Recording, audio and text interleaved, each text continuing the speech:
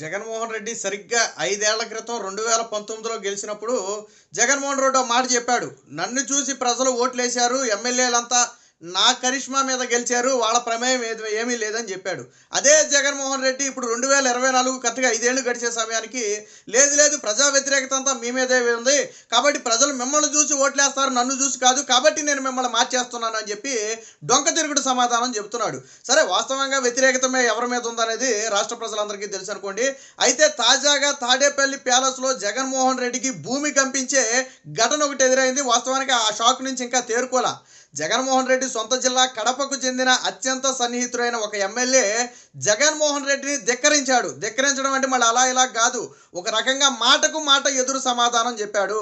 ఇప్పటి వరకు దాదాపు 38 మంది ఎమ్మెల్యేలకు ఎంపీలకు జగన్మోహన్ రెడ్డి మొండి చేయి చూపితే వాళ్ళెవరూ కూడా పల్లెత్తి మాట అనలేదు. జగన్మోహన్ రెడ్డి లేదు అంటే తలదించుకుని వచ్చేశారు. నచ్చకపోతే వేరే పార్టీలోకి వెళ్ళారు అనుకోండి, అది వేరే విషయం. అయితే కానీ ఇప్పుడు ఒక ఎమ్మెల్యే తాడేపల్లి ప్యాలెస్లోకి వెళ్ళి జగన్మోహన్ రెడ్డికే ఎదురు చెప్పాడు.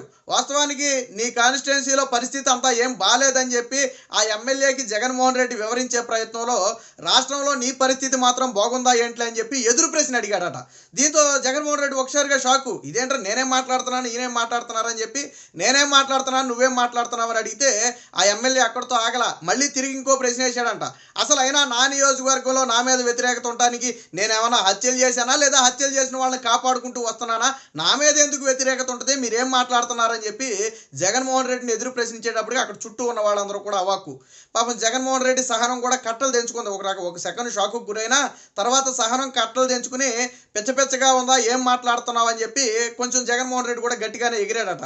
దీంతో పక్కనే ఉన్న వైవి సుబ్బారెడ్డి ఇదేదో పెద్ద రచ్చయ్యేలాగా ఉంది, ఎందుకు వచ్చిన తలనొప్పని ఈ ఎమ్మెల్యేని చేయబట్టుకుని గడప దాకా గబగబా తాడేపల్లి ప్యాలెస్ నుంచి బయటికి తీసుకెళ్లాడు. వాస్తవానికి జగన్మోహన్ రెడ్డి తాడేపల్లి ప్యాలెస్ తొక్కే అర్హత అందరికీ లేదు, కానీ ఇప్పుడు వెళ్ళిన ఎమ్మెల్యేకి తాడేపల్లి ప్యాలెస్లోకి వెళ్ళే చనువు ఉంది. ఆ చనువుతోనే ఈరోజు జగన్మోహన్ రెడ్డి నిలదీశాడు. గడప దగ్గరికి తీసుకెళ్లిన తర్వాత కూడా ఆగలేదు.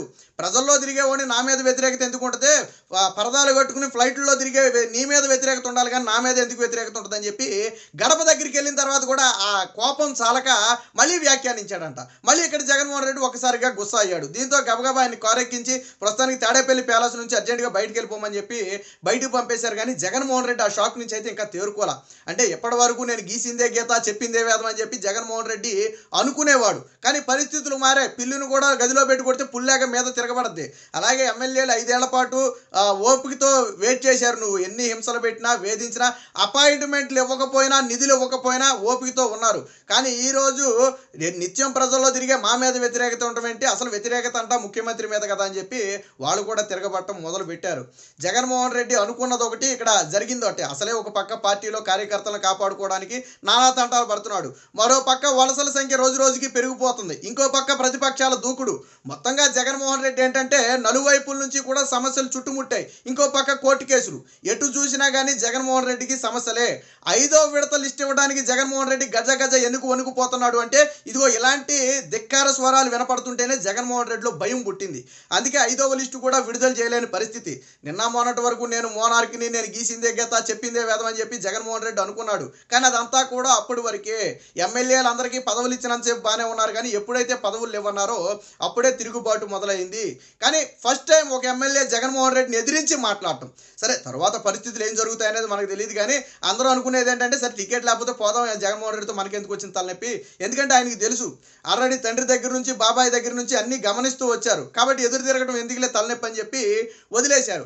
ఇప్పుడు అసలే పక్కలో బల్యంలాగా షర్మిల వచ్చి కూర్చుంది. పాపం ఆ సహనం కూడా ఇప్పుడు ఎమ్మెల్యే అభ్యర్థుల మీద చూపిస్తున్నాడు. షర్మిల చేసే విమర్శలకి ఎమ్మెల్యే అభ్యర్థులకి సంబంధం ఏమవుతుంది? మనం చూడండి, ఏదైనా ఒక పనిలో చిరాకుని వేరొక పని మీద లేదా వేరొక వ్యక్తి మీద చూపిస్తాం.